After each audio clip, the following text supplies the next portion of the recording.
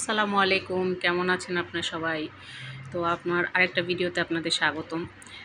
এটা হলো ঈদের আগের দিন, মানে এখানে ঈদের আগের দিন, চাঁদ রাত্রের দিন কাস্টার্ড বানাইতেছিলাম, ফ্রুট কাস্টার্ড আর কি।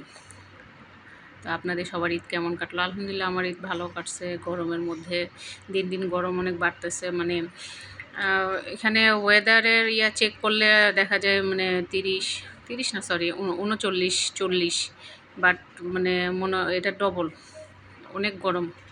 আজকে প্রায় ১ সপ্তাহ ধরে মোটামুটি অনেক গরম পড়ছে। ১ সপ্তাহ না, ৫-৬ দিন হবে। দিন দিন গরমের তাপমাত্রা বাড়তেছে। জুন, জুলাই, আগস্ট, মার্চ থেকে গরম পড়া শুরু হয় এখানে।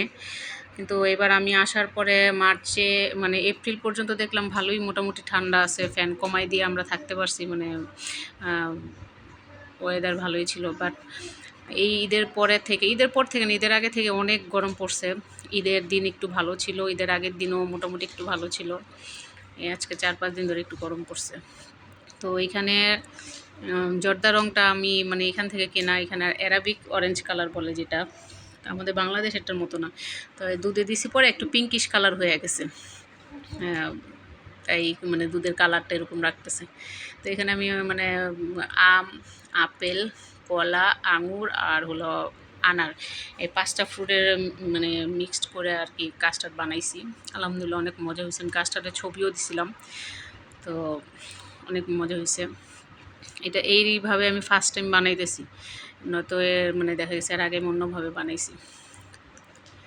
তো বেশি কিছু করিনি, জাস্ট কাস্টার্ড রাঁধছি আর সেমাই রান্না করছি। প্রচুর গরম ছিল, আর ঈদের দিনে যা টুকটাক যা রান্না করছিলাম ওটা তো শেয়ার করছি। প্রতিদিনই তো আপনাদের সাথে সব কিছুই শেয়ার করি। আলহামদুলিল্লাহ সবাই সাপোর্ট করবেন, সবাই একটু কমেন্ট করবেন, পারলে শেয়ার করবেন, আর বাস সাথে থাকবেন।